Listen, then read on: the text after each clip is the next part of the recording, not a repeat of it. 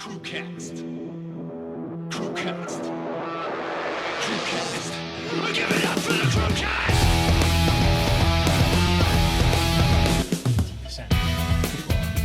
Yeah, if you drink a glass of water before you leave your bed in the morning, you reduce your risk of heart attack and stroke by 80%. What about blackcurrant juice? Does that count? Quite far away. I'm a blackcurrant juice, so I have that by the side of the bed. What about something wet and fluid? Yeah. Well, that'd be some people's social lives. Right. Straight back in. Episode 91. And this is a twofer. Are you sure this is 91? He's just throwing numbers out now. He's throwing numbers out now, I'm probably people. sure. I'm probably sure. So we have gone straight into the second part, but a fresh episode. If you've watched the previous episode of this, we have gone through cryptocurrency, broke it down for you, talked about the markets, placentas, riding which bulls. we're still smoking. You ride the bull, the bear rapes you. We've already been demonetized. Goes out the window. You ride the bull, the bear rogers you, and then what else happened? We've smoked placenta cigars, which are still going here. But what we didn't get to do was open some whiskies because, well, the chat was just too good and the cigars were too tasty. Yes. So we have with us Mr. Jason, Crypto Man. Crypto Man. What's your last name? Green. Jason Green. Well, Green. that's apt, isn't it? Yeah. Green is the colour of money, ladies and gentlemen. Yeah. So, a really interesting episode in the last one. So we're going to move forward now away from the crypto and onto just general fun stuff that we've got to talk about with you. But we're also going to learn, apparently, I think we're being spoiled, really. You are. I think you've shown up with an intention to spoil. So we've got on the table with us, we've got a Glenfiddich, which is the 12-year 12 aged one, years. which is not a bad whiskey, but very easy to get hold It's a of. nice, in most places. easy entry level whiskey, right? You can tell we liked it because there's literally a shot left in it. Yeah. But we're Was going that to one day? That was 2 days we did that one. Right. Yeah. So that might Well, be- no, in that's one an incoherent podcast. Yeah. That's A good day. in that one day we went through 3/4 of that bottle. yeah. Yeah. We yeah. finished bottles. We finished them before, yeah. Yeah. Because normally what happens is we'll leave here, go outside like the fire pit, and And then, sit out there. and then game on with the glass. Just tiddle away quite happily, yeah, with the stars overhead. So we've got that. We also have a higher end one, which is our single barrel vintage that we tried 2 episodes ago, which is the Evan Williams Kentucky Straight Bourbon Whiskey, which was delicious. Yeah. A really good one. This one was like a frontal heat. It was a weird one. It like heated your mouth a lot, but didn't really go down into the chest like some of those did. So it was really nice, very, very smooth. The geek in me wants to tell all the viewers what the difference between a whiskey and a bourbon is. Yeah, go on. Do you know the difference? The way that you say it. Bourbon. You have to put that it's to do with when it's what it's fermented with, what the actual thing is. So most whiskey is like wheat and rye and stuff like that, isn't it? Bourbon, it has to be at least 50 or 51% corn. And that's what gives it a slightly sweeter flavour. Yeah, that's all it is. We said it once It's before and then corn mash. immediately forgot it. Yeah. Yeah. It's got to be 50-51%. And then there's something to do with the barrels as well. The barrels cannot be reused. They have to be fresh. No, this is a true thing. And that's it, Yeah, yeah. you're not allowed to reuse them. And that's what actually classifies it as bourbon. It's not that it has to be made in Kentucky or wherever you think bourbon comes from. That can be the pioneer of bourbon, if you like, or the what am I trying to say? The entry to making it a bourbon, as long as it's 50 or 51% corn mash, and it's in a barrel that has never been touched before. That's pretty cool. And that's it. There is a lot of love that goes into whiskies, and I've appreciated that, which is, I think, one of the ways that's dragged me from rum into whiskey so heavily. Yeah. Is the story behind what you're drinking. I think rum is definitely, the's not the culture Yeah. in rum. There isn't that I history just as do well. love a good rum. I mean, Why I is do, the rum but gone? I only like the spiced rums. This is my problem as well. Yeah. Whereas with whiskies, I do like a broader range of them. Yeah. I don't like the peaty ones though. I've tried. We've got them downstairs. That Not Wolf. Wolverson. That's your Yeah. gym lifting brand. Yeah. What's it called? Wolfsbane or something like that. Wolf's- That's something from a computer game. Wolfsbane helps heal and gives you more adrenaline. It was wine.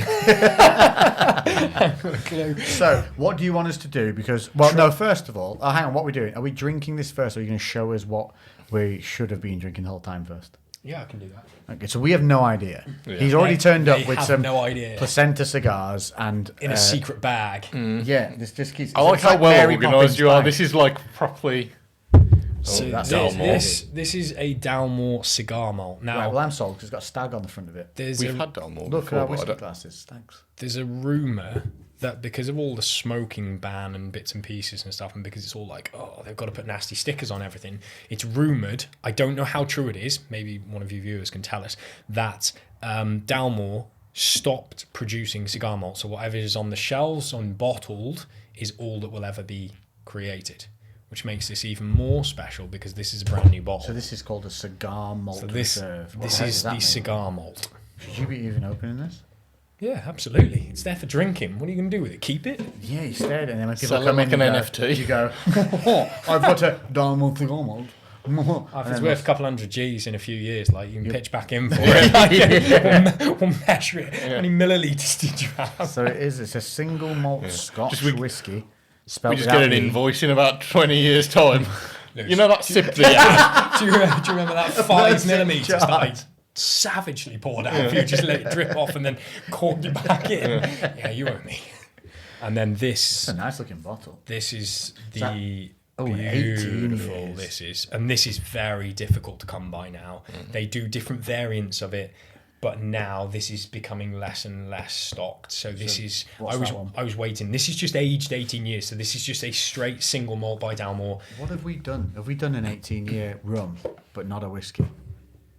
I can't tell you now, mate. We're on episode 90. But Oh, I don't think What have we done for you? this one's been opened. I feel better about that. Yeah. I feel like we're doing some kind of. it's because we're You're good. It's because we're cavemen that we're not.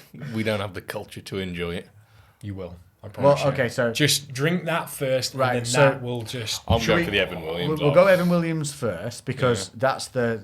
Well, no, that should be single malt. No, the Glen. Yeah, that's a single malt Scotch Single whiskey. It's malt, literally what we're going to be drinking. So let's do that. Let's bag off the Evan Williams Okay. because that's All a right, then bourbon as a for fair starters. comparison. That's a normal Scotch whiskey, Yeah. single, decent one, Perfect, single good malt, entry level. age 12 years, You Glenfiddich. can have a bit. No, Not that one. No, look Not at him, that look at him piss. having Not that piss. poff. You guys won't drink that again after that either. Well, you hope. See, We might let you down heavily. this all depends. We might not like it. It all depends on what that cork Don't like sounds you- like when it don't comes like out. you- If that cork doesn't Yeah, if make that a good doesn't make a sound, we squeaky ain't pop, even going to if bother. it's not a This is cheeky pop. gonna be the first time I ever request it, but if you don't like it, you spit it. Back in the glass, I'll drink it. Directly into your mouth. This has got erotic. It is going on late viewers tonight, so it might get a bit heavy in here. Right, come on then. Alright.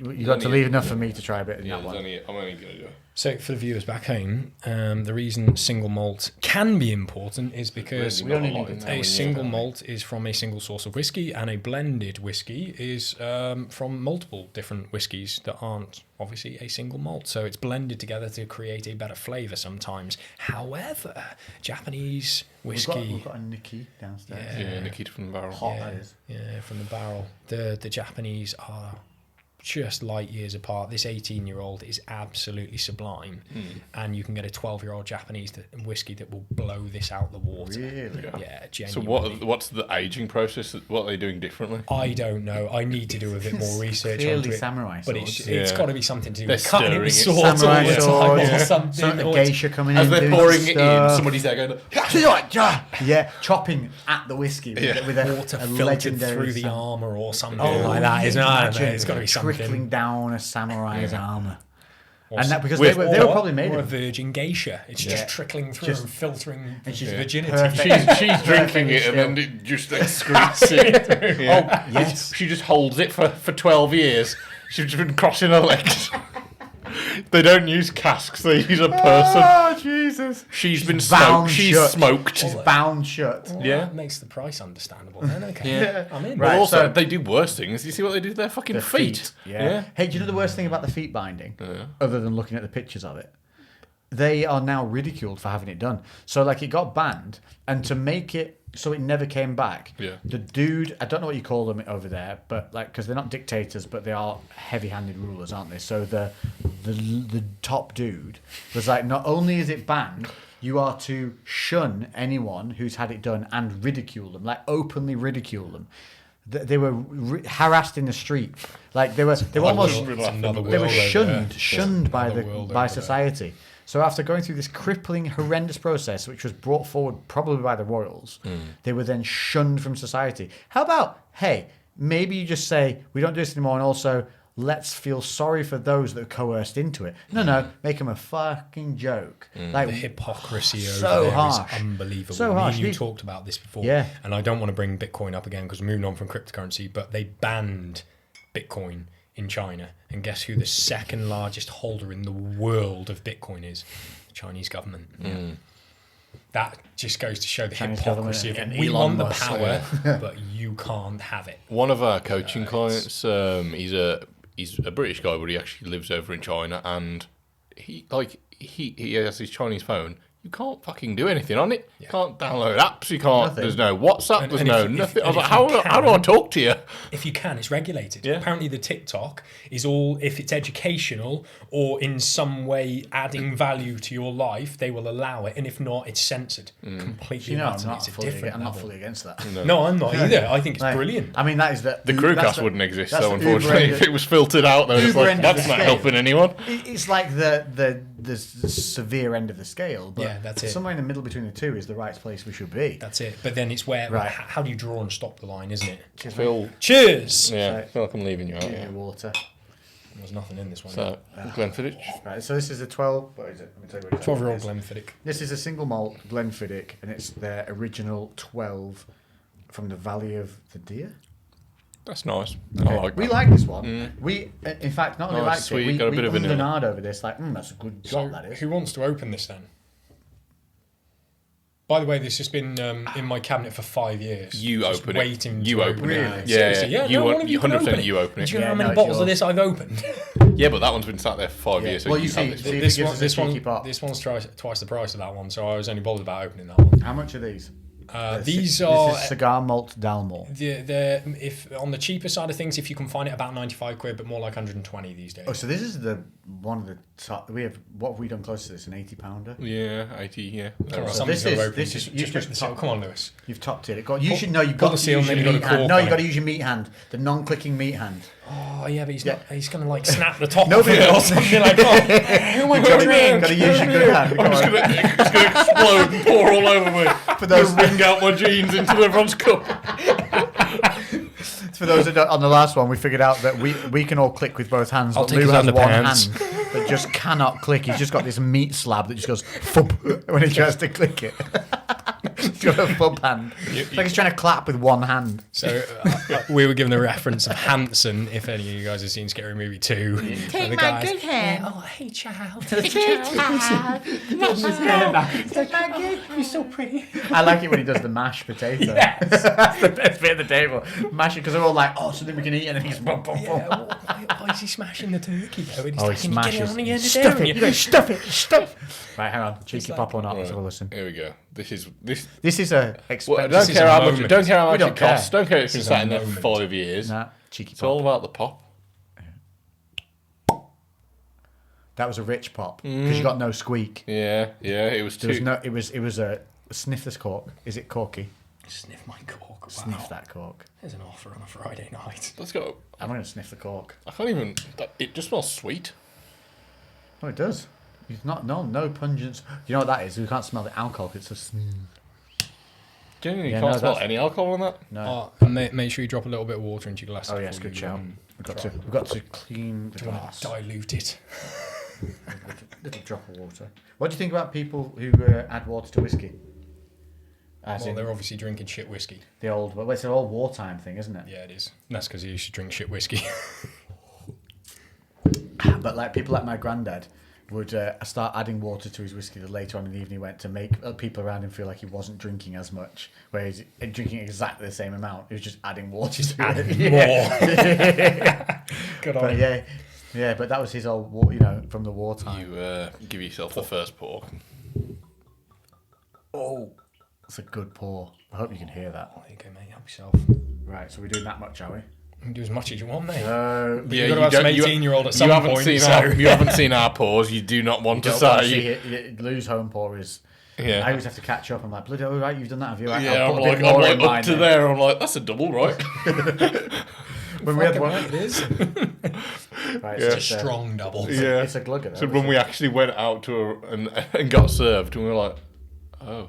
oh yeah, it That's a sucked. double. The fuck is that? Yeah, honestly, Where's the rest of Yeah, my so I measure? asked for a double. And I'm like, yeah, that is That a is- double. yeah, honestly, where were we when we did that? Oh, London, and we were like, "What is this? Where's the other shot?" And they were like, "That is a Where's the other shot? yeah, that's Yeah. poor."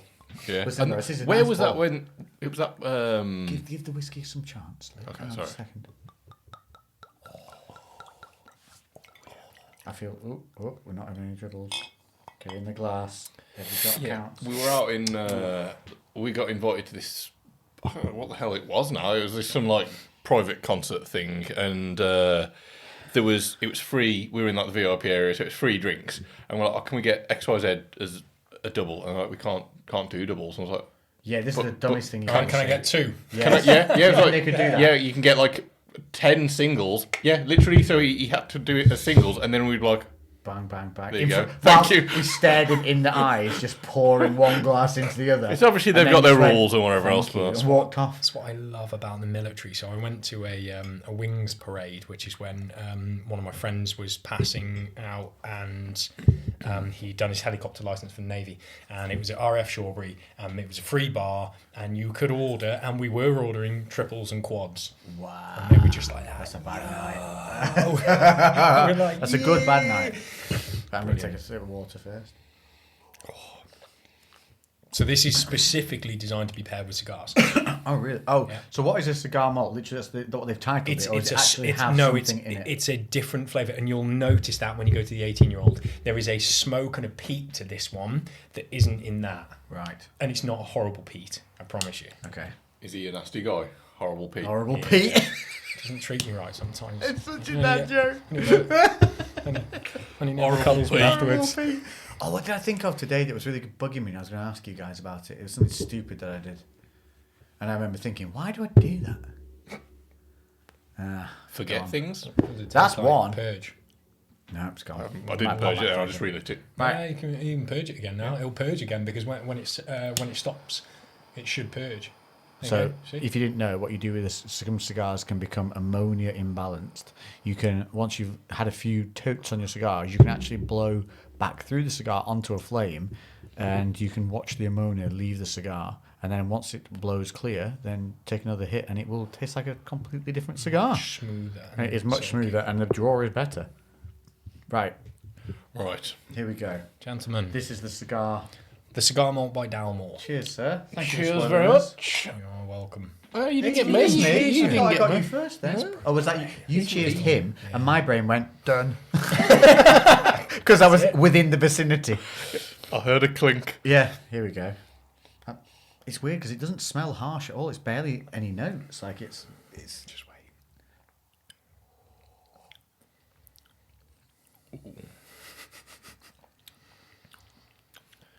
That's fruity. That's so that sweet and is smooth. Ridiculously smooth, isn't it? Just a nice Oh, amount of peat. there's and a a bit nice of little bit of smoky in heat. there as well. A little bit of heat down the side. It's but really gentle heat, though, isn't it? Do you know Don't what you the think that's first like? thing?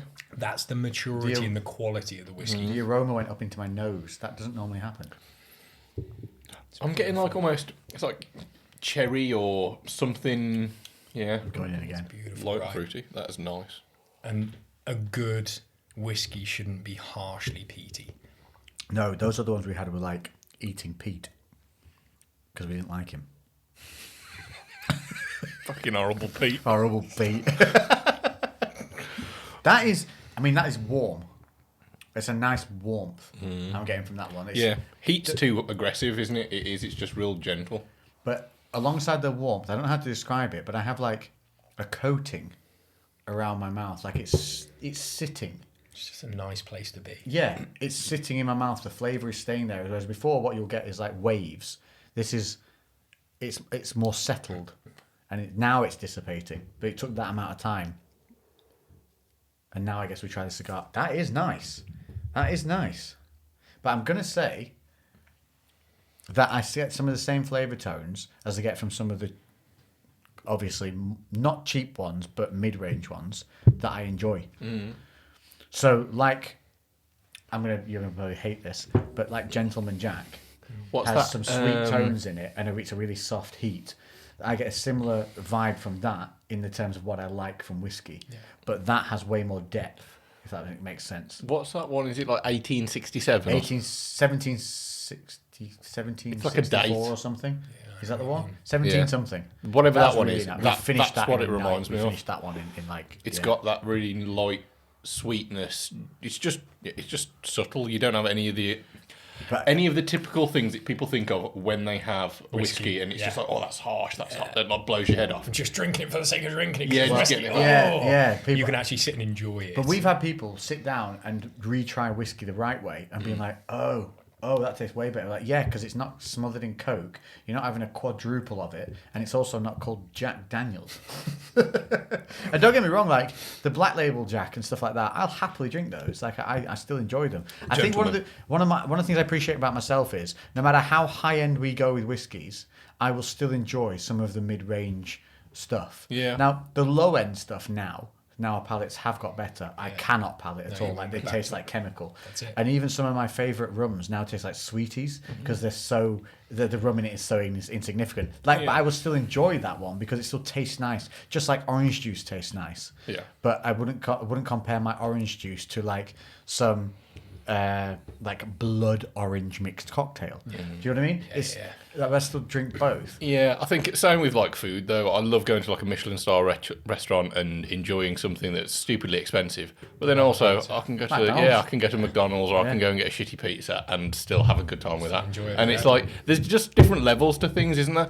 I think you should be able to enjoy all. Like if you go too high end, like we talk about the snooty tooties, then you're missing out on some of life. You really are, because sometimes the cheap shit is the perfect solution for a moment. Yeah. And it's the best thing you could have. And if you wanted, like, it makes you a really, like, just feel like you want something a little bit dirty.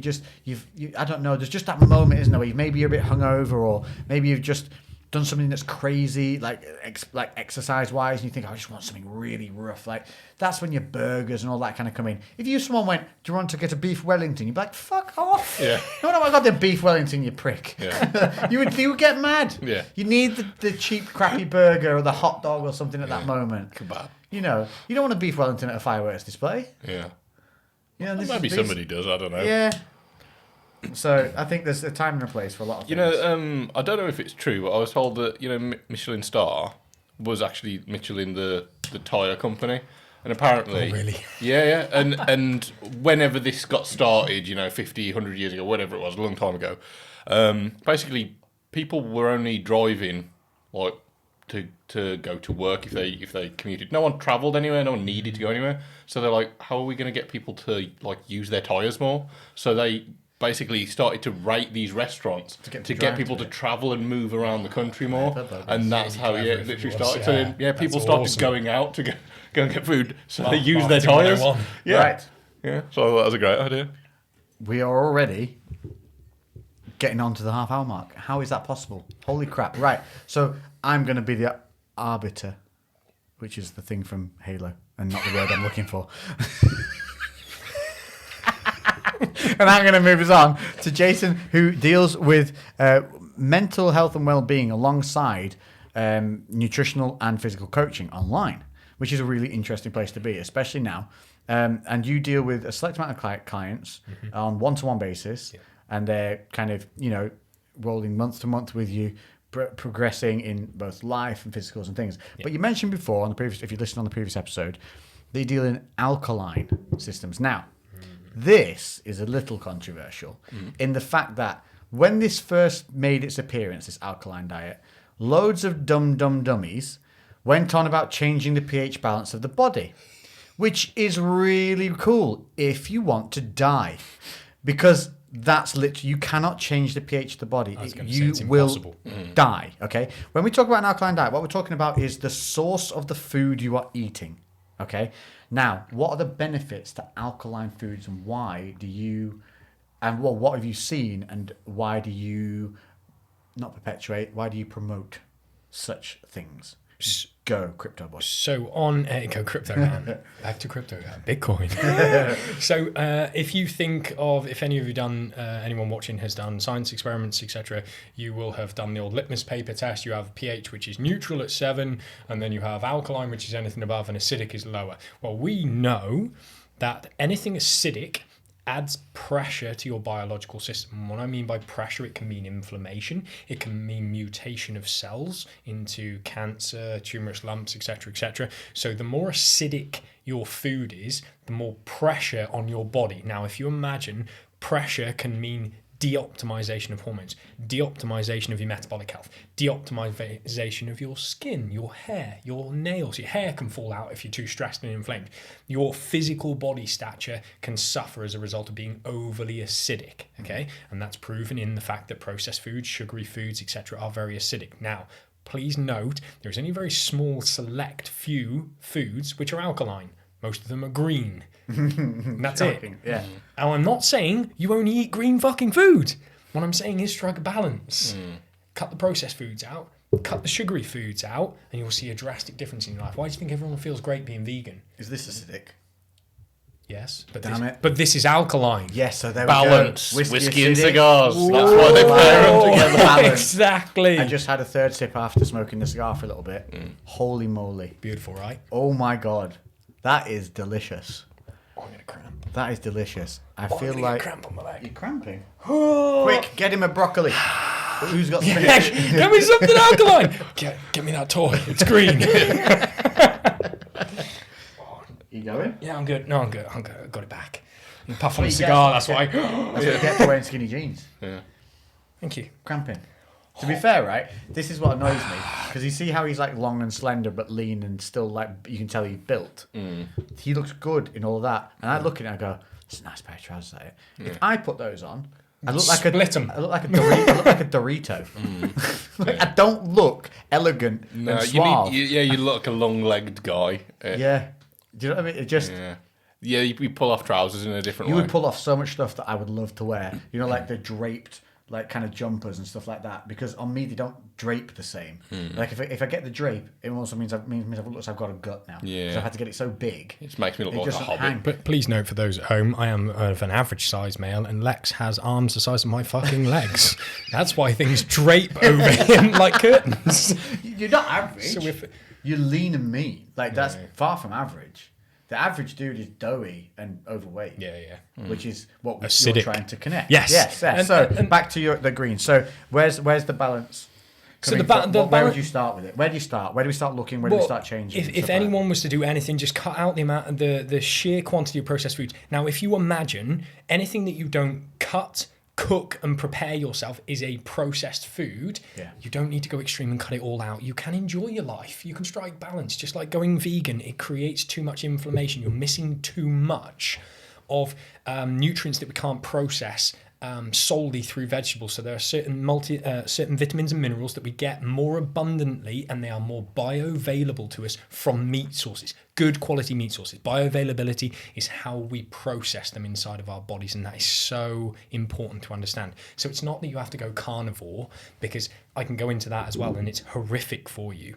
Why over do you a think carnivore works in the short term? Is it just because Be- it's like an because you've done the elimination same diet? thing. Yeah, you've done the I same thing. think You've so cut out too. the processed foods. You've cut sugar and starchy You've started carbohydrates taking out. a real harsh focus on what you're eating, and so you've cutting out all the snacking and the crap. Because going carnivore removes you from really even having the ability to snack on anything, especially the hardcore ones who remove fruit. Exactly. I think what we've got is some of those people coming through now who are adding fruit and stuff like that. That's where the balance is beginning to show. It's through. coming in, but again, Isn't that what Joe Rogan's doing now? He did it It's for a like- month and said he lost loads of weight, felt great, but couldn't sustain it. I thought he did it, and then he added in fruit. He started fruit adding in and, more like fruit. green leafy veg. But and- now he does you it should. every so often, and then That's the idea. And then You I think just- pasta found him again. I think the problem is with this day and age, we're going almost slightly political with this, is that we want something extreme to like be exciting and bullet, new and yeah. different. No, Whereas you're if you say to 100% somebody, right, yeah. oh, you can just sit down and have a good, like my dinner tonight was a piece of salmon and I had a lovely tray of mixed Mediterranean veg, I call it. So it was tomatoes, mushrooms, peppers, onions, courgettes. There was fresh chopped chili on there, and there was, unfortunately, some processed food, tomato puree poured all over it, and a shit ton of olive oil, and it was stunning. stunning. A little bit of pink salt on there. Again, more olive oil once it's cooked. It was amazing. So not only can you eat healthy foods, they taste good as well. But like to that, most people, that's boring. Yeah. Like, oh, you know, well, And there's a lot of preparation. It's 5 minutes. Chop the veg and throw it in the oven, then forget about it. Well, you can get those pre-chopped Mediterranean veg Exactly. packs. But then, you know, once you chop veg, shouldn't it start to oxidize Yes. and break down? That's a fancy alarm. Thank you, mate. It wakes me up every morning. Just hearing that gave me a little bit of a heart palpitation. Jesus Christ, no, I'm all awake! I'm awake! That does become the thing when you hear a sound that is your alarm. It makes you like, oh no. Yeah. It's weird, isn't it? Oh, God. I have a really nice alarm that wakes me up in the morning now. That it comes in really soft and slowly elevates. And my phone broke, and kudos to Apple. I told them on the chat why it broke, and they went, yes, send it back because you're on a business Apple Care or whatever. And they just literally swapped the phone out within 2 days. Sent me a whole new phone for nothing. Didn't even question it. It's like, has this happened? He did an online scan of it, because when you hook up to your Apple ID, they can access. You allow them access to your phone, and they can just run a scan on it to check. And just During say, diagnostic, yeah, and they're it's yeah, fucked. pretty much. But because of that, long tangent, all my basic things like my alarms and stuff had reset to default. So I was getting woken up in the morning by this ding, ding, ding, ding, ding. It took me a week to realise that it had changed because it was still an ascending tone. And I was like, why do I hate waking up? And I realised I didn't have it on sunrise alarm. And the moment I changed it, the next morning I woke up like, na na na. There was birds on the windowsill. I was in a blue dress. I was spinning in the forest. Little animals were making me pancakes. And your prince came and put your glass slipper back Yeah, on he your did. foot. He did, yeah. And all was right with the world again. So back to greens and salmon. So Lewis just said about, you can even cut out that, can't you? You don't even need to chop your veg because it's already cut and you can get them in trays. Well, that's the point, is that if it's chopped, then it should start to oxidize and break down pretty quick. It's fresh vegetable, shouldn't it? Yeah. So like if you cut an apple, it's going to go brown in a couple of hours. Yeah. Well, if you walk into a supermarket and you're okay with buying pre-chopped veg that's been sat there for probably weeks, how's it preserved? So again, then you can flip alkaline veg. So say like broccoli and sprouts and bits and pieces like that. Suddenly it turns acidic because of what it's been sprayed with and how it's been held in stasis. Right. Yeah, so it can shift it. So suddenly you're eating the processed food again, even though you think you're eating healthily.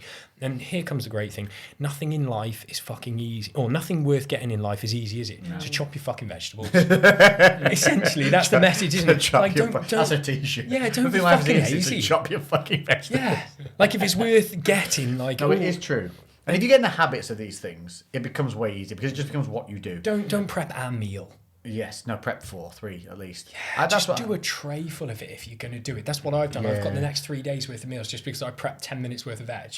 Yeah, that is the way to do it. 100%. And also learn how to chop veg because there's plenty of videos on YouTube of how chefs prep. We'll get a good knife for starters. And they do it for speed and efficiency and there were certain things. I wanted to learn how to get very good at chopping onions. So during lockdown, I made shitloads of French onion soup, and I literally just chopped onion after onion after onion. So because I used to hate it, so I was like, because I didn't know how to do it. Yeah. Now what happens? You enjoy it? Yeah, I quite like it. And then when I managed, it's sometimes you get a better cut than others, and you're like, oh yeah, and I've properly diced it. That's the key though. Enjoy the process. Yeah. Like when you're prepping your food, don't be like, oh for fuck's sake, this is taking me 5 minutes today. I've lost 5 minutes. No, you've just spent 5 minutes. I have a saying inside of my wellbeing group: you pay now or you pay later. Yeah. So you can pay now with your 5 minutes of your food prep and enjoy that process of being like, I'm actually extending the quality of life that I'm going to have through this 5 minutes prep. Or you can pay later when you're sat on the hospital bed and getting your diagnosis. Simple. Pay now or you pay later. Whatever reason you need. Yeah, that's it. Whatever helps. And the whole idea is you're just... What you're doing is if you have kids, if you have friends and family that you want to be around in the next 20 years' time, it's rife because we're in an age where we can just go down the street and we can go and get food in an instant, but the processes involved that make it the most acidic. So I think just balance. It is like when I get in a rhythm, I'm okay. And the moment I fall out of the rhythm, I get lazy with food and I get hungry and I'm just going to grab whatever's in the fridge, and it's usually in a packet. It's usually processed. There's something, or it's like a supplement, like a protein bar and things like that. Yeah. And by the end of a week of doing that, I feel crap. Yeah. I feel lethargic. I look more tired, even though I'm not. And the moment I start eating and and supplementing. So that means taking my individual vitamins, not a multivit. Individual vitamins, vitamin D especially. So D3 and hitting at least 4,000 IUs, if not 8,000 really. You should be smashing with that if you're working out a lot. Retinol for the skin is one that most people don't know exists, and that's really good. I constantly get complimented on my what do people use? Your complexion.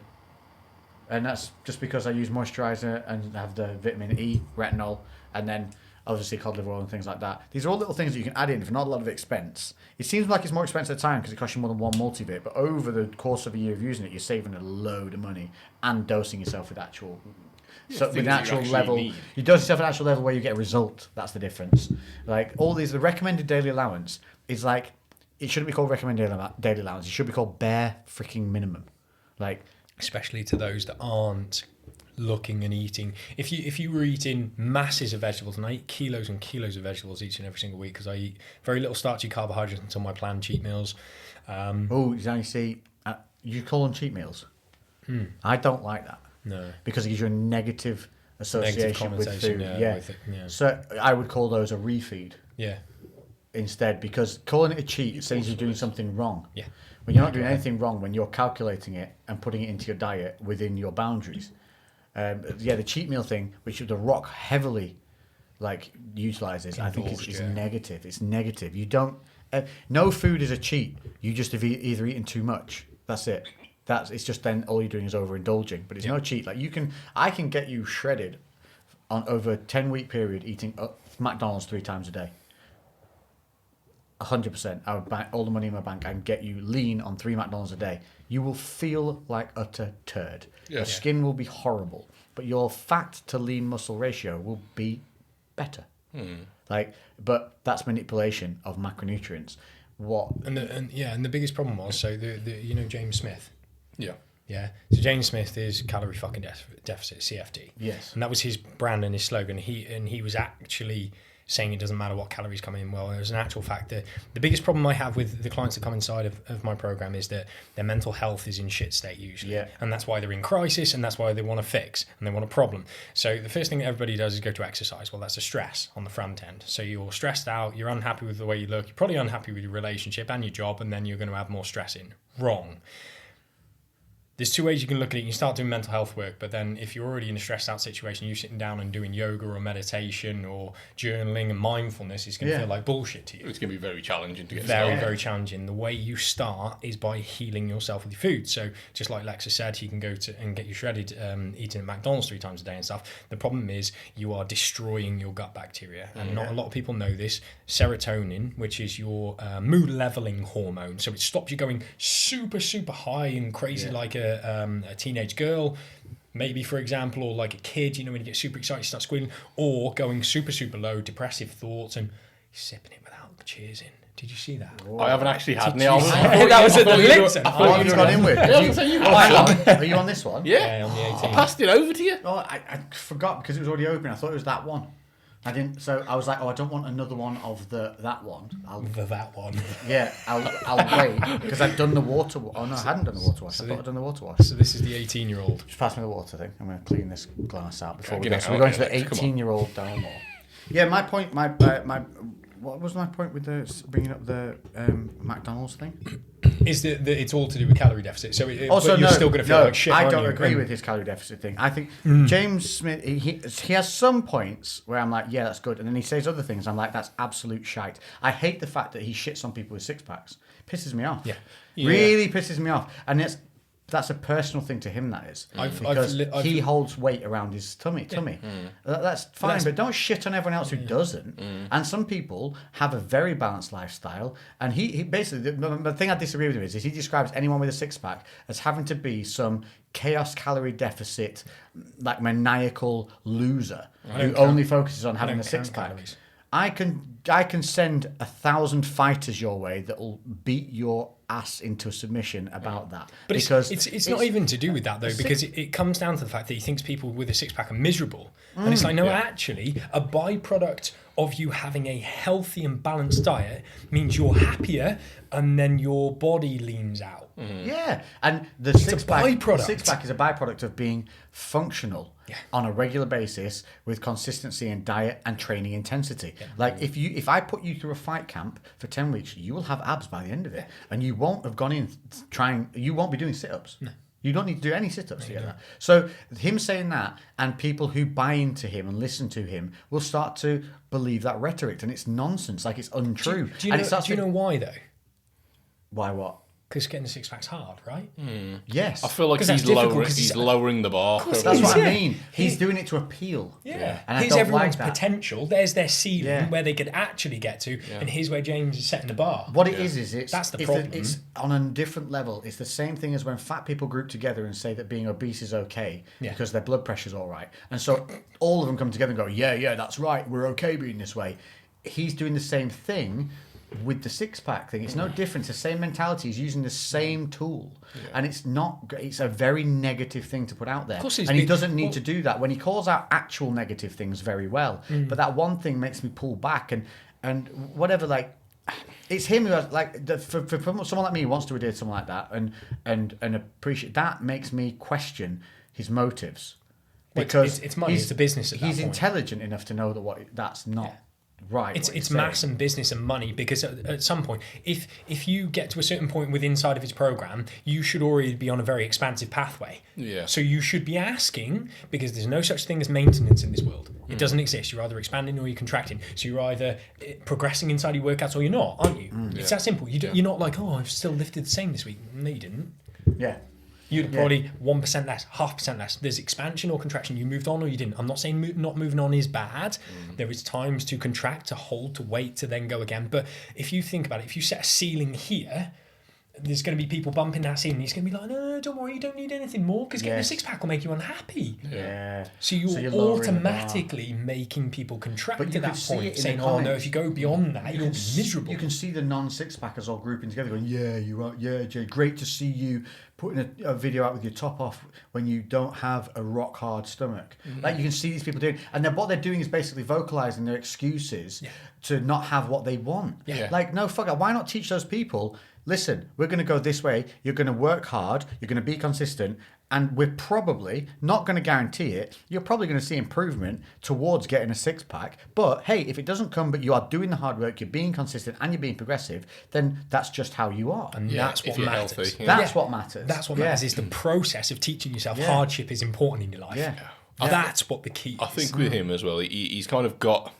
He seems like he's very sure of himself, and I think he's had his experiences, and now he's just generalising that that's the same for everyone else, because he's not in bad shape at all. He's in good shape for your average person, but for somebody who's a fitness person, he's not amazing. He hasn't got great genetics. No, he doesn't. And that's not a knock at him. That's just what it is. Life. And he's looked better and he's looked a bit worse, but he's not got great genetics. So I think because he finds that quite challenging, he assumes that everyone does. Whereas some people have abs year round with no effort or intent to have them. It's like me complaining that I don't have naturally massive legs. Like, I have chicken legs. All my insertions are really fucking high. Even when I get big muscle mass, it doesn't look like I have it if I put a pair of shorts on. But you don't not train legs, do you? No, I don't not train legs, and I don't tell people it doesn't matter about training legs. Like, that's my genetic limitation in the way it looks, and I accept it. It's just tough shit. In fact, what it makes me do is want to work harder. Exactly. Like, I've gone to the extent of fixing all my mechanics and finding out why certain bits of me are lagging as a result of, because I'm putting the fucking work in, but there's not seeing the extent of results I thought I should be.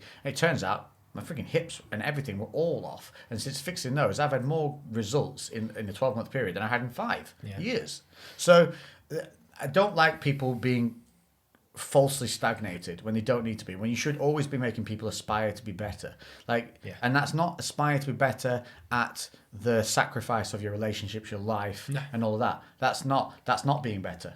No, because there should come some balance inside that. Well, by being better, you're encompassing balance in that. By being better, that means in all avenues, not in your singularity. Well, that's what we do inside the wellbeing program. So everyone always wants to work in. Let's cycle you back, because you're on a really interesting conversation about the serotonin, but also you were saying about it's not the best thing is to jump straight into exercise before considering something else. You were saying, so like, what would be what you were on about that process of where you start? Make small, subtle nutritional changes, because again, you've got to understand the serotonin thing. Serotonin is the mood leveling hormone, like we were saying before. So it stops you going from super, super high and really overexcited 5-year-old girl thing all the way down to depressive, suicidal thoughts and all that horrible stuff. It levels you, so it detects a peak or a trough, and then serotonin naturally brings you up. Well, serotonin, even though it's related related to your mindset is produced in your gut. 95% of it is. And things like gluttonous food, gluten, punches holes in your gut bacteria and it leaks all of your good and bad gut bacteria out eventually if you prolong it, and it can take up to 6 months of no gluten to fully heal your stomach. You don't need to fully heal your stomach. You don't need to cut gluten out, don't worry everyone, for the whole period of time, but less is better. I'm gluten intolerant. How much bread? What are you eating today? I'll get up and I have toast, and then I'll go out and I have a wrap, and then Sandwich for lunch. Yeah, and you're just like, oh, so Bread with my soup you're eating for an 6 appetizer, slices of bread a day, minimum 7 days a week, Yeah. and then a pizza at weekends on top. You're like, Ask these you're people not- if they like bread. oh, Ask them yeah. if they go, I sat down to my toast this morning and went, no. just like we've sniffed the whiskey and gone, oh, doesn't that smell good? Isn't that great? And you I enjoy sniff it, my right? toast like you won't believe when I have it. Oh, Nobody I does that appreciate though. They're just like, oh, I'm eating fucking Yeah, toast. but And then you say to them, Yeah. have it once a week. Yeah. And then when you sit down to it, they're like, oh, Do you know what the good analogy is? Cornflakes. You never had a bowl of cornflakes for a year or so, and you have that one bowl of cornflakes with just milk. Yeah. It tastes the best. I haven't had Then cereal after for 4 days of having ages. cornflakes, it sucks. But that's an extreme example. But delayed gratification. I though. Yeah. will literally, if I have toast in the morning, because I want toast in the morning. Yeah. I usually don't. I usually have like a protein smoothie shake with all my kale and greens and spinach and mango and stuff. But if I have my slice of toast in the morning, I have no other bread during the day. Yeah. So I have a 2 slice a day limit on any bread, and it won't be every day that I have that either. But I love bread.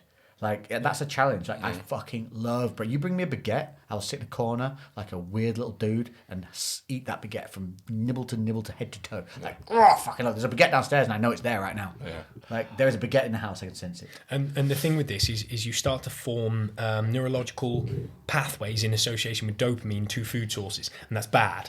Yeah. Because Look how badly he wants to try Come on, this. you fuckers. Right, so 18-year-old Dalmore, aged 18 years, Highland single malt Scotch whiskey. Here we go. Let's see if this brings the serotonin up. I'm sniffing it. should.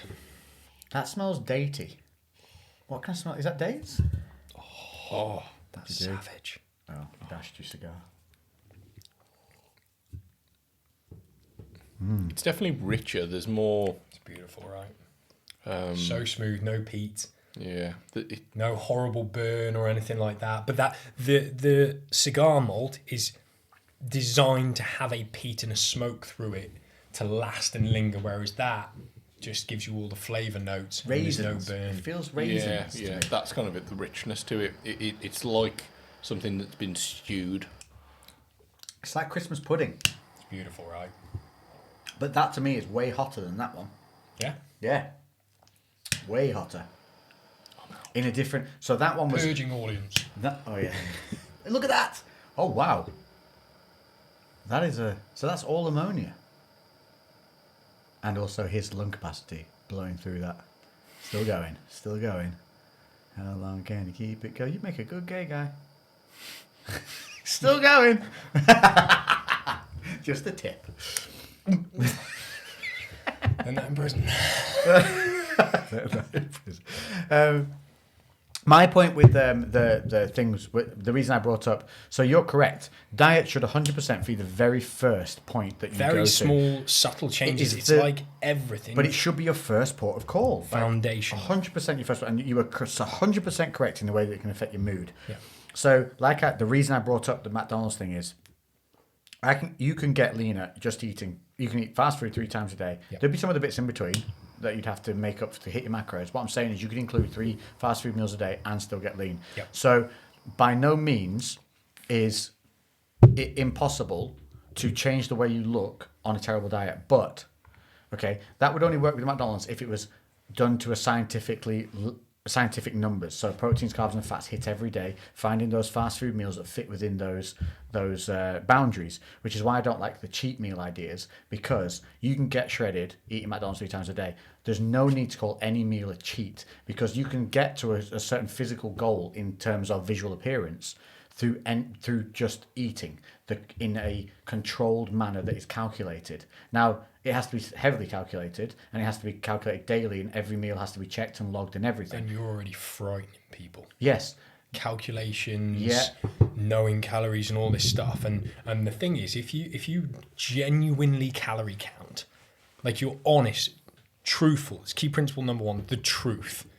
If you're truthful about your calorie count for 2 months, you cannot sit there and lie to me and be like, oh, I don't know what's in that meal. Yeah. You'll fucking know. Oh, within a degree or an entity, you'll know roughly. So you don't need to calorie count for live viewers. No. You can calorie count for a couple of months, know and understand your energy needs as a human being, and then you should be able to eyeball. I haven't carried macros for nearly 2 years now. Yeah. And I still, if anything, I undereat. Yeah. I'll go through, because I did 6 months, the longest I've ever done, 6 months, tracked every single meal. Then towards the end of the 6 months, I was like, this is completely fucking pointless. But now I probably track macros for a couple of weeks a year just to recalibrate my idea, because I feel like the longer you don't track for, you kind of, you get a little bit less accurate with your eyeballing, and then just doing it for a couple of weeks, you kind of tighten up and you're like, oh, actually, no, that's more calories than I thought it was, or that's less calories than I thought it was. The thing with it is if you do the macro counting, or you do count, what it does is it teaches you about food. You start to learn what is in things and what's not in things, which is most shocking. Yep. So like you realise how easy it is to fit cheese into your diet. And you're told by most dietitians, cheese, butter, all these things, terrible, get them out high fat, and they are super easy to fit into a diet. I actually prefer a higher fat diet because it helps keep me mentally more stable, keeps me more satiated, and I pile my carbs around my training where my body needs the glucose to function and need to replenish glycogen afterwards. So it makes sense to time the things around there. So saying a calorie is nonsense, because I can manipulate different types of calories towards different activities and different parts of the day to utilize them better, to not only improve my energy levels but to maintain a mental not sensitivity, but a mental stability throughout the day, not have those crashes, work out when I'm peaking, when I'm troughing, and adjust accordingly.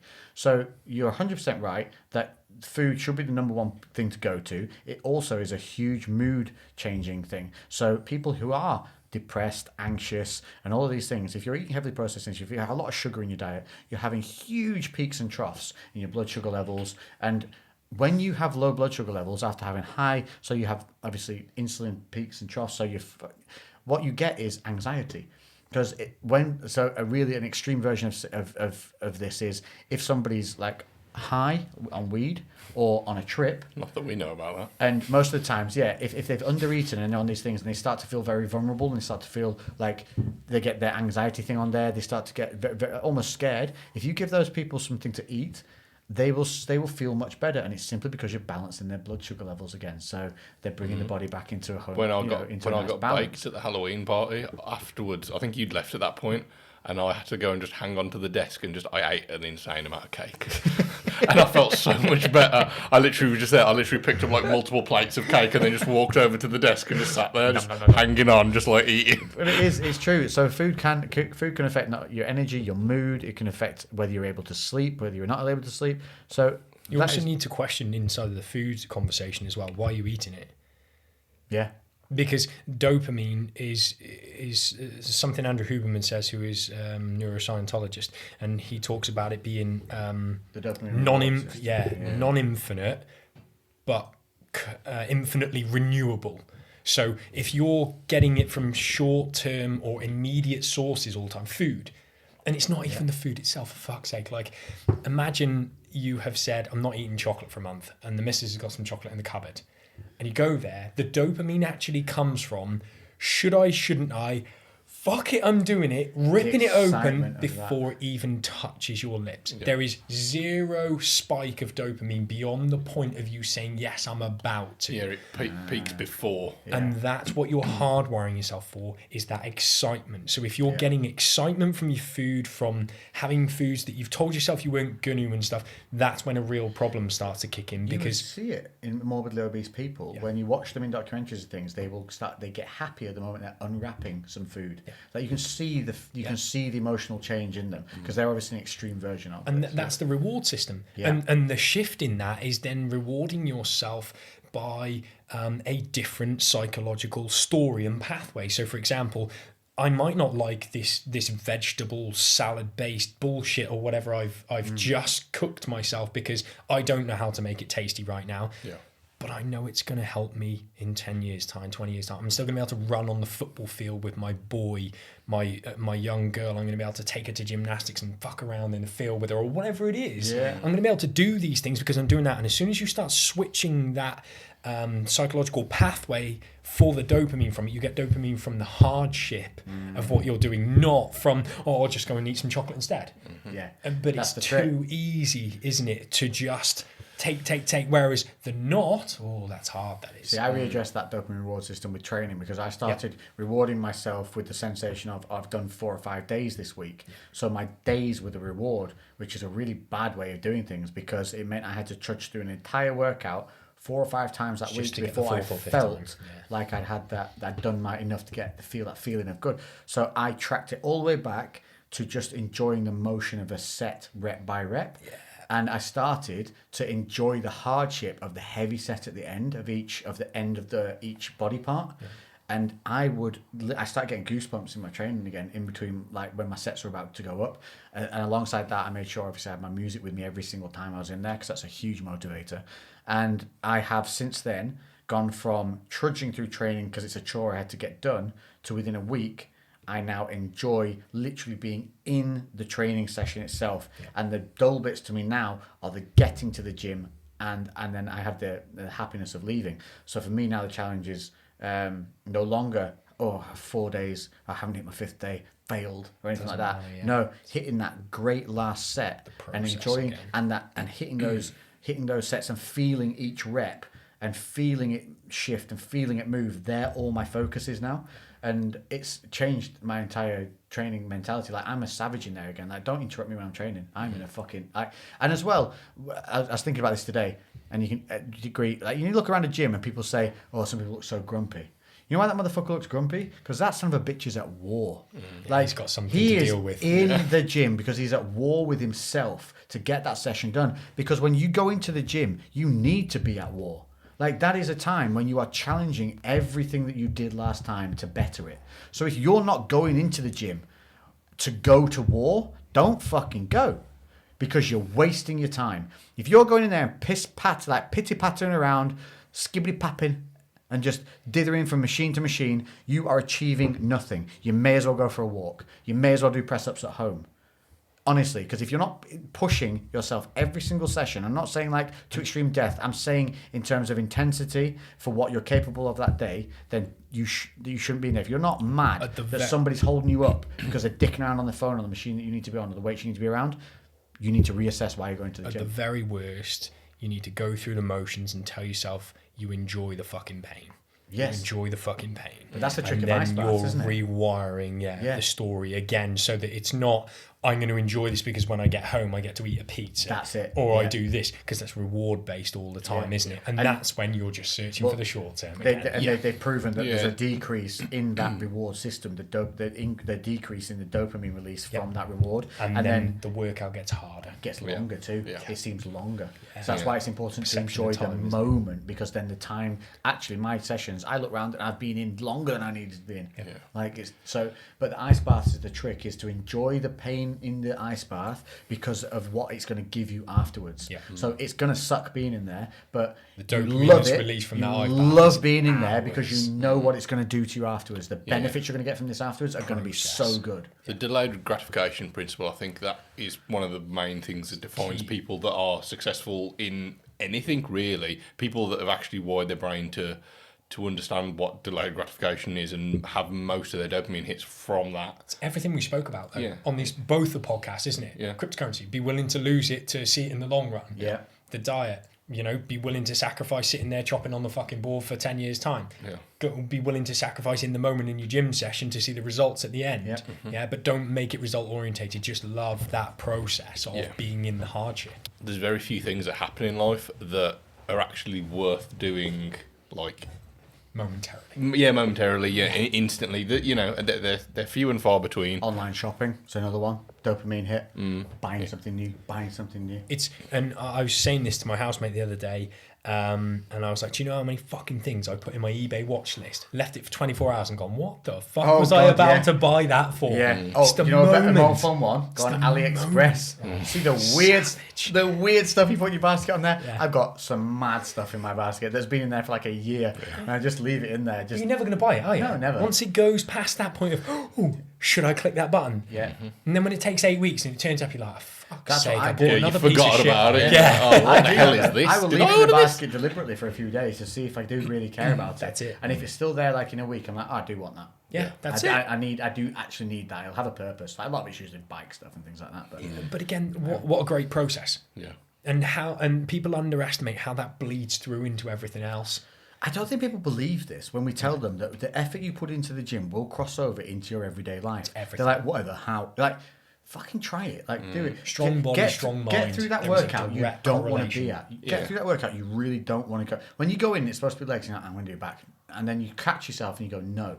And you walk over to the goddamn squat rack, you walk over to the leg press, and you get that shit done. How good do you feel after that workout? Yeah. You feel amazing. At It's the beginning, ridiculous. It's the last thing you wanted to do. Yeah, it is. It's how much it carries over to everything else, isn't it? Really, like if you look at, like, I don't know, our reviews on the gym. If you go through and read some of the reviews, most of the people aren't talking about, oh yeah, I'm like the leanest I've ever been. They're talking about how confident they are now. They're talking about how happy they are. They're talking about like how much it's had an effect outside of the gym. They're not saying, oh, I've got 17-inch biceps now. Like literally nobody says anything like that. It's a very select few who actually want that shit. Yeah. I think that's what people don't understand because of social media, because you're getting the highlights of the lift the or the extreme thing, yeah. variations of that one thing you're interested in. You're at, like, people are only able to see the physical manifestation of it. They're not able to see the psychological changes that are happening. While you've got a pump. Yeah, exactly. Usually as well. Yeah. And the correlation that people never ever make, right,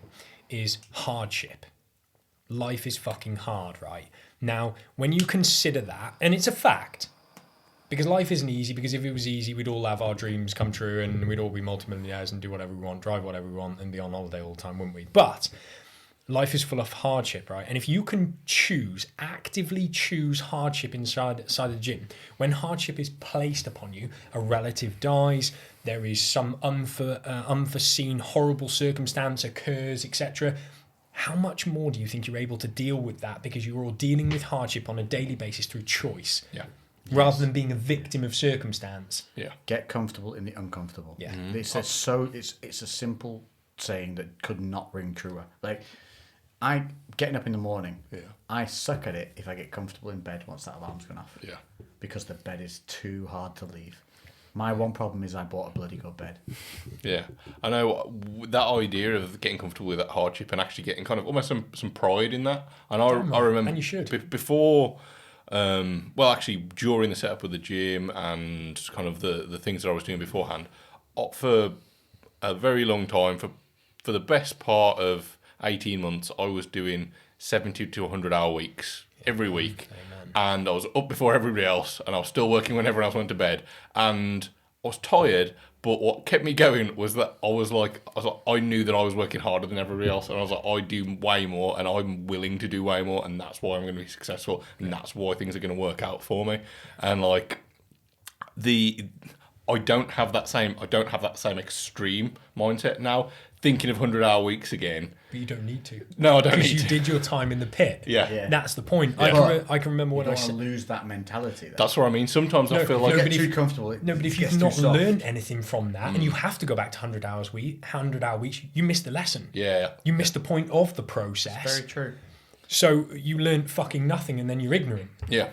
And I can remember it, when I was setting up my studio as well. I was getting up at 6 a.m. I was at the old studio doing 6 a.m. clients. I was working all day with clients. In between clients, I was going to the new studio to set that up. It's a 2,500 square foot warehouse. I had to paint the whole thing, and there was a right mess and all this stuff. And then I was working till 1 a.m. I'd come home, I'd do 4 hours of sleep, and I'd get up and I'd rinse, repeat. I can remember sitting there crying. And it's fucking embarrassing, but I'd sit there and I'd cry at the end of the night, get it out my fucking system, knowing that my girlfriend at the time wouldn't give a fuck and didn't help about it and all this stuff. But it was like, no, I'm paving the foundation of where I want to be in the next 5 to 10 years' time. I'm doing the shit that nobody else wants to do, so I can get to where nobody else will be. Yeah. And you have to lean into that and be okay with hard shit, because then when the problem is the people that don't go to the gym, that don't understand what we do every day, day in, day out, or whenever we train each and every single week and actively choose pain, they become victims of hardship in their life because then it's placed upon them. Yeah. And I think the no way of dealing with the old Tony Robbins saying is life happens for you, not to you. And you can get very twisted in that very quick, depending on where you're sourcing your dopamine from. Yeah.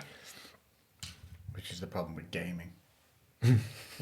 It really Well, is. a lot of Everyone's things. getting, so you've seen full-grown men coming home from days and they're just sitting on a computer playing COD for the entire evening, not doing anything else. They're going from work to gaming, and they're getting this like false dopamine stimulus from the gaming at the end of it, and that's their happiness. There was a They very wonder why they're depressed. And then they wonder why they hate the rest of the day. Well, they can't extract dopamine from anywhere else except from what they perceive as an external source. Yeah. They can't contract it from in here. They can't produce it by dropping and doing 50 push-ups, doing some squats, having an uncomfortable conversation. Going for a run. Yeah, asking a girl for a number. Yeah. Putting yourself out there, knowing that you could very, very well get rejected. Yeah. Oh, no, I can't do that then. Yeah. So then you become a victim of your own lack of wanting hardship, don't you?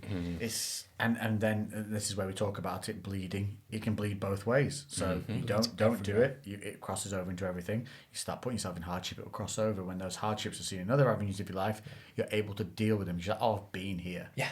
Yes, it was on a physical It's level, practice. but it doesn't matter because I'm Still mentally hardship. strong enough to deal with this. Well, your mind only knows cortisol. It knows stress. Yeah. Stress is high, stress is low. Stress is high, stress is low. It doesn't give a fuck where it comes from. Stress is stress. Yeah. And so if you're putting yourself in a stressed position through heavy and intense workouts, whatever that looks like, whether it's calisthenics, weightlifting, or whatever, then when stress from a loved one, bereavement, stress at work, stress in your relationship comes along, you have a higher mental capacity to deal with it because you've chosen to be stressed out for a long period of time, and because you're in control of that, it's very different to being in receipt of it or feeling like you're in receipt of it. It's a very powerful place to be.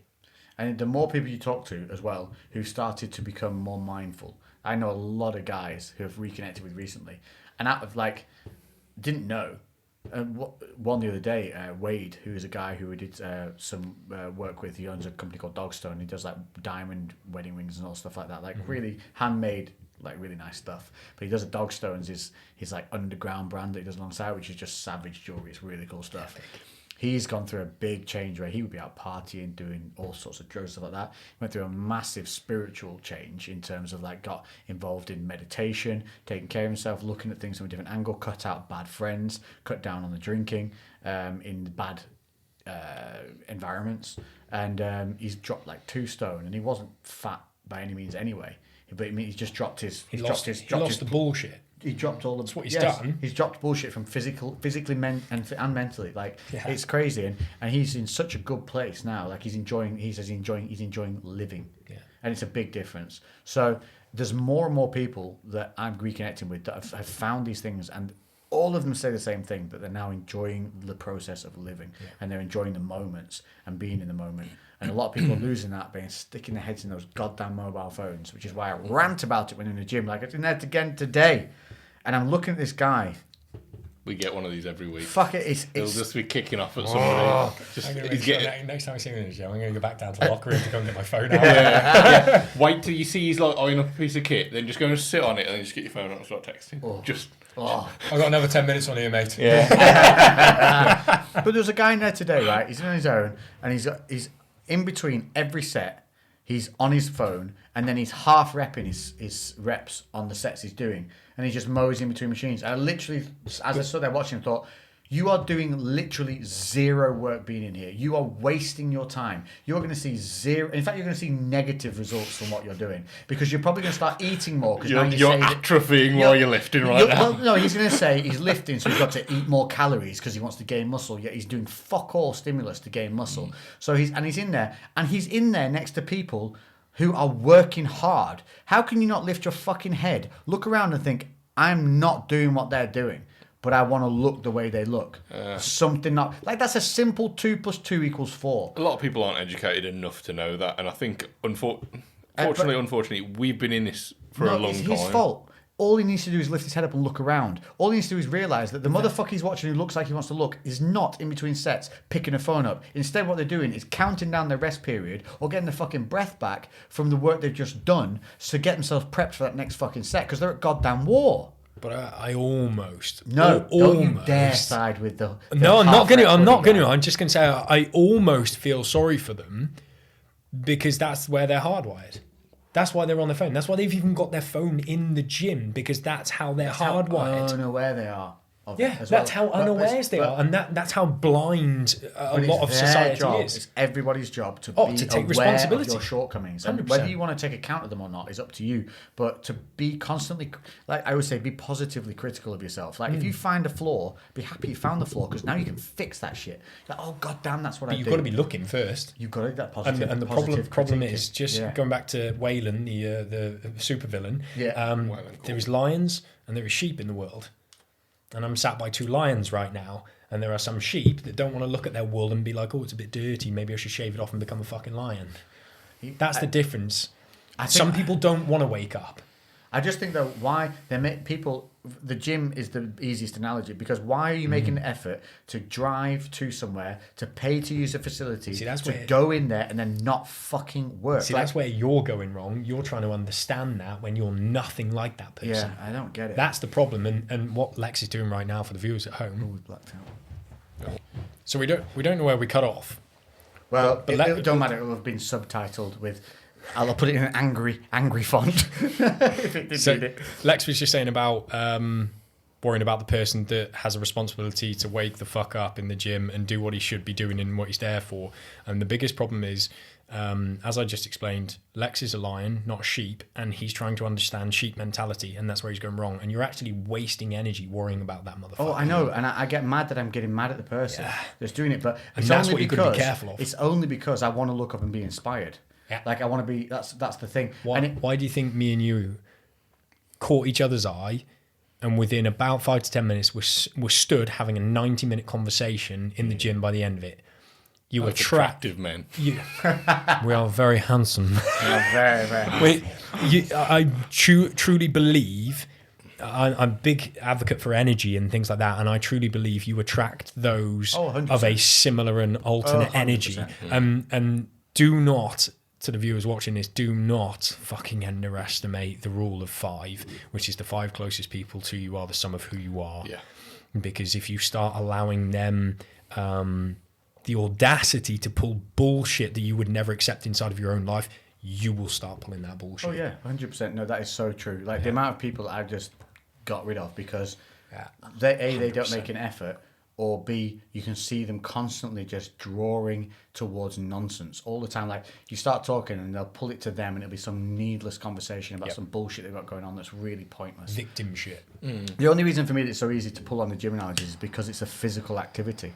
So there's a visual reward almost immediately when you're in there in terms of like the way your body changes within a short period of time, and also that you have a physical sensation to understand whether you're working hard enough or not. Like it couldn't be easier to know than when you're trying to do something physical, because you're given a stimulus that's so all-encompassing that you can't be ignored. It's not like when you're trying to do work and you procrastinate and do other that things. feeling builds over time with your commitment and love of the process, not going in and being on your phone, because all the time you'll get a little pump, maybe the tiniest one, and then you're going dopamine for the phone. Oh yeah, I'm supposed to be doing this workout thing. Yeah. It's almost they're almost distracting their phone time by being in a workout. Oh, 100%. That's the shift.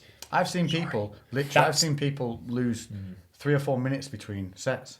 If not longer. Yeah. I've done a full exercise on a body part, 5 sets of, in the time someone's just started their second on some things. And it's just like, sometimes I will make noise just to see if I can pull them out of their little zombie mode. I literally just let's go, bitch, to myself, which I do as a natural. They probably look up for a second. I think, and that was it. Noisy in the gym, isn't it? Yeah, to me, that would wake me up. Sounds like he's trying to do something a bit too hard there. That's why I see when I wake up. When I say a big dude getting under a bar and he's about to do something, better believe my next set's gonna be fucking going for it because he's inspired me. Like, so when I look over to that dude who you think looks grumpy, I look at that guy and think, motherfucker's at war. I'm joining him. Right, And that's it. He's inspired me, and that's what I think a gym needs to be like. That's why your gym's so good, because that is what your gym's like. There's very few people sitting on phones in your gym. Yeah. I think it should be like a warning system. Like if you're caught on machines on your phone, I do think you should be given warnings. I think there should be a policy in a gym where they hold people to a standard. The trouble is, the thing that makes it challenging now is a lot of people, they have their workouts on an app. And but you can see the difference when someone's you can logging on. you can see if someone's like on Instagram. Yeah, scrolling is definitely different. I think one of the key things inside the gym, and there was a major shift in me recently over the last 4 months, is that you need to be willing to pivot and move, and not necessarily just do what you've always done. Because I had I would like to say a good career as a natural bodybuilder. A competitive natural bodybuilder. He looked good. Yeah. So I did play second on a British final stage for my weight category as well. So I went really dark into the diets and things and did all this crazy shit. And now I don't go in the weights area. Yeah. I don't lift a physical barbell unless I'm doing something to supplement my lower back. And it's very rarely deadlifts. Why I do. That? Because I lost a love for it, but I used to kept getting tweaks and twists and injuries and things, probably down to my own problems. But now I made a shift into more functional work to try and feel like I could work out and get that dopamine rush, get that hardship in, and not feel like I was going to be injured. And then I shifted to calisthenics in the last 4 months, and I'm doing something that is thoroughly enjoyable. So the message is like, don't be afraid to pivot and shift. If you're sat on a fucking machine going, I don't really like this, go and fucking do something else. Yeah. There's if you don't enjoy the process, you don't have to be doing bodybuilding with. Yeah. Like, ladies, if you're going in the gym and you just go to the squat rack and then you go on the inner outer thigh press and you're like, why the fuck am I doing the inner outer thigh press? Just go and do something different. Chances are the inner outer thigh machine's probably not the best. Yeah. For what you want to do. Oh no, and I 100% advocate that. So much cliche. If you don't like weightlifting, stop. Go find something you do enjoy. Yeah, because there's a ton of different things. That leads into my why are they there? Yeah. Like, why are you here? A lot of the time, though, again, it's people just, they know that they need to train. They probably haven't found that thing yet. Yeah. Like me and you, our training kind of ideas when we go into sessions together are like a completely different. I like something heavy enough to potentially kill me. If I'm not going to potentially die under like 200 plus kilos with the bar on my back. Pussy set. Yeah, I'm not taking it that serious at that point. And, whereas, you'll do a lot more lighter, high rep, high volume work. Yeah. And I still will go through phases where I'll have that just in terms of how I periodise my training. I am not built like you. Like you have. Look at your joints compared to mine. You got like thick, girthy sausage joints. fingers. Yeah. You clappy. Yeah. If I tried to do what you did, I would break. Yeah. And I've learned that through time because I've tried that. Exactly. And I do break. So it wasn't, and I like pace and I like intensity. I hated the long rest periods of strength training. It didn't adhere to. I wanted to go. So again, the same thing. Yes, I got strong when I was doing it, but I didn't enjoy the training. And when I transitioned back, I remember that first volume session I did. I was like, it's like I fell in love with the process all over again. Yeah. So try different things, and then you will find that one where you get that click. And it doesn't have to be in the gym. You can be in a sport. It can be, in some kind of team game. You can go try kickboxing, try boxing, wrestling, jiu-jitsu, tennis, like whatever the frick it is. Anything that gets you on a regular basis out doing something energetic. But like we've said, if you go and do it, and then you want to do it immediately afterwards, that's a great fucking start. Yeah. Yeah. If you come away from it and you're like, fuck's sake, it's 2 days till I got to do that again. Listen to yourself, for fuck's sake. Yeah. So what are the main pointers you can give for people? We said the diet is the number one thing to go to. And then from there, what would be the kind of your main other avenues to tag alongside? So look at, so I break down your life as a whole into 4 quadrants: peace, passion, power, and performance. Start doing something for every single quadrant, because you will be living inside of performance. You'll find you're very heavily business driven. You either own or run a business, or you're in your work and your career is your priority, or maybe your relationship is, maybe there's a kid, or whatever it is. You'll be plowing yourself wholly and solely into one of those quadrants, and you need to bring them all up. So maybe if you're trying to go hard at it in the gym, your power comes from the nutrition and the baseline stuff, who you're surrounding yourself with. So maybe you actually need to spend some more social time with people that bring you up. Not ones that just want to go out fucking drinking and bring you down and do contractive things, ones that are like, oh, so what's your plans for this year? Yeah. What are you achieving this year? If you've got a business, what's your turnover? What's your goals and things? Never underestimate the power of fucking powerful people and being around those people. Peace, do you meditate? Like Lex said before, are you spending time to learn some of these skills, and you don't know what you'll get from them? And again, that's one of the key principles inside the group: change your no to what if. Stop shunning things if you've never done them. If you've never done them, you don't know what door you're about to open by doing these things. Like meditation was a very, very spiritual thing for me when I started. And I found that 99% of the answers to my business problems were in here if I could shut the fucking noise off for long enough. So peace, passion, power, performance, like analyze them however you want. Passion I class as the relationships around me, like the closer relationships. Power is how am I empowering myself? That can be new learning, that can be training your mind for hardship, cold showers, spending time with great people. And performance is predominantly the metric based things. So if you run a business, what are the metrics, what are the goals and things like that, and how are you like taking steps towards those things? So I would break your life down into 4 things: peace, passion, power, performance, and I would look at what are the weaker areas and allow them to come up, because they'll be the easiest things to work on, because you're probably just blindsiding them. Yeah.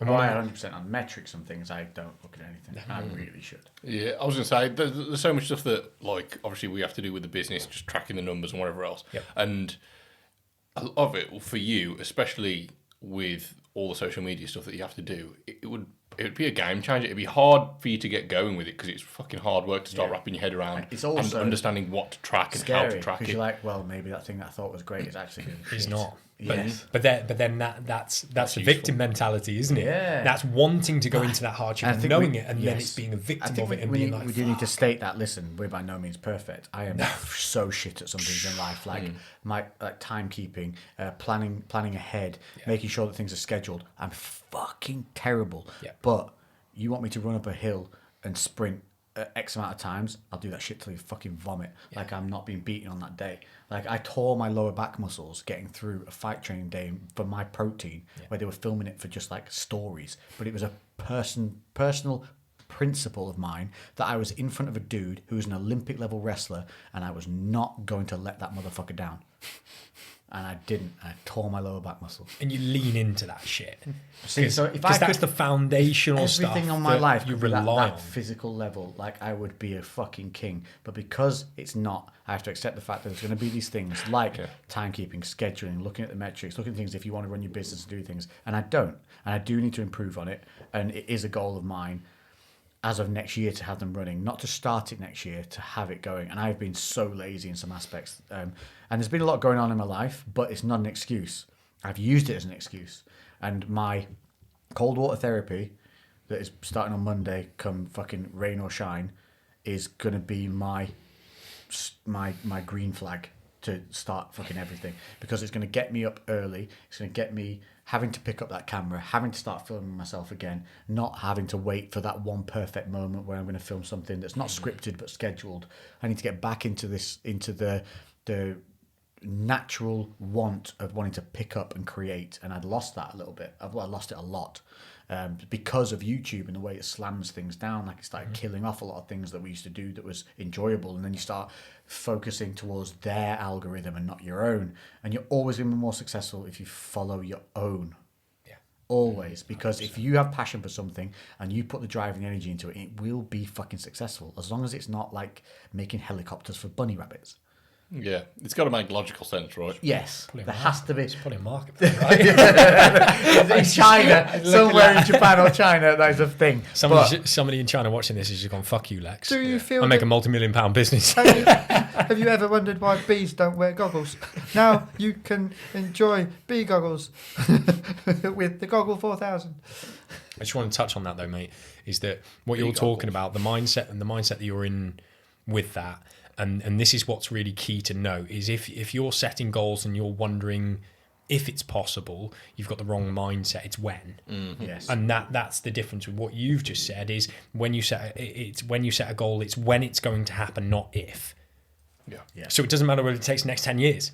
It's going to happen. Yeah. And that's what you need to go into these things. There are certain times where it's got to happen because people depend on you. You've got bills to pay. Shit's got to be coming in. So for me, what I'm trying to do is anchor myself with a physical thing, which is the cold plunge in the morning. That's your strength. That's my strength. So if I you start lean and into it. anchor myself with what I know I can achieve, and if my mornings start with a win at war, because it will be, it's going to be a war getting into that thing and sitting there, especially when we're walking outside and it's raining and it's already cold and it's miserable and it's dark. If I can start my day by winning that physical war, that's going to push me into then taking on those mental challenges or those metric challenges that I find boring and, grindy. Yeah, that's why I love lifting in the morning. Well, I don't, but I do, because it's really hard. Yeah. But then once it's out the way, I'm like, I've literally done the hardest part of my whole day. Yeah. Like, everything else is then you're easy on now. fire. Yeah. That's very true. This is why there's a concept inside the wellbeing group called the pre-frame, and it's all about the first 40 minutes to hour of your day spent doing whatever brings your energy up. That can be listening to music, that can be reading a book, that can be meditating, that can be exercising, that can be cold plunging. It's whatever's going to work the best for you to bring your energy. You might wake up in a foul fucking mood, have a bad dream, whatever it is, it doesn't matter. But if you wake up a 4, you've only got a 4 down to whatever 0 might look like for the rest of the day. You can then level up to 7 or 8 out of 10. You've got 8 energy points to use before the end of the day. You might even come home and be thankful to see your missus, who knows, and be on a 4 still and be able to put a smile on your face because she's the one that's there for you at the end of the day, or he, or whatever it is. Dealing with your shit. That you're dragging home with you. Yeah. Coming home, probably cooks you dinner, if you're misogynistic like that or whatever it is. No, I'm just fucking kidding. Yeah. I just love to cook. And some women love cooking for their men. Exactly. And there's nothing fucking wrong with that. And you But enjoy that shit. Yeah, the man, I'm telling you now, appreciates every fucking meal. Yeah. And if he doesn't, fuck that guy. Yeah, and don't bring your shit home. Yeah. Put a fucking smile on your face. Do the hard things. Smile at her. Tell her you love her. Tell her she's fucking beautiful. He's beautiful. Whatever it is. It doesn't really fucking matter. Because they're there for you. Yeah. They're not there waiting for your job. They're waiting for you. Yeah. Don't want to hear your bullshit when you come home. Very true.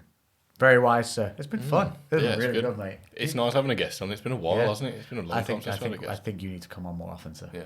It's good that you You just want me for my cigars and whiskey. We will do our best to provide you back with some good old. We're going to give you some shit cigars and piss water when you turn. There you go. If you've enjoyed this, let us know. I'm away on that date. Where can they find you and your well-being stuff? Plug, go. That's a very good question. I stopped advertising because I do it by appointment only.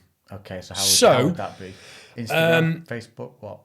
No, I stopped doing social media as well because you can stalk him at Manor Times Gym in Shrewsbury. I was always searching for external sources of dopamine, and then I was too far gone into the metrics and things instead of worrying about the people that I was actually helping. If you want to email me. Yes, there we go. Email. I know. Yeah. info@believe2, the number, transform.co.uk. It'll be in the descriptions. If you want to know more about the crypto mining stuff, it's crypto mining only. I am going to do some market updates. I've been very lazy with the YouTube channel, but it's Coin Mining Geek channel.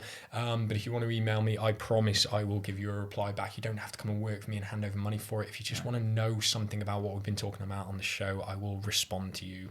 I promise. Lovely. Awesome. Cheers, mate. It's been a pleasure. Yeah, thanks. Empty glass cheers. Yes. Well done, boys, because we're going on a big old ride out tomorrow for Lou on his first ride on his motorbike. First jaunt. I know. All the boys are I'm a coming bit nervous, down. I am. All the boys are riding down in the morning. If I fall, I'm just gonna fall off my bike immediately in front of everyone. I'm just gonna forget everything and just go. Oh! Where's the reverse? Yeah. Oh, it's going to be good. The weather's with us. It's been a great time. Right, we're going to go and chill out for a little bit and enjoy this lovely company. Hope you're all having a good week. If you had a bad week last week, leave that shit behind. Like we just said, leave it at the fucking door when you're coming home. Okay. Bring forward what was good and make it a great week. We'll catch you in the next one. Toodle pip.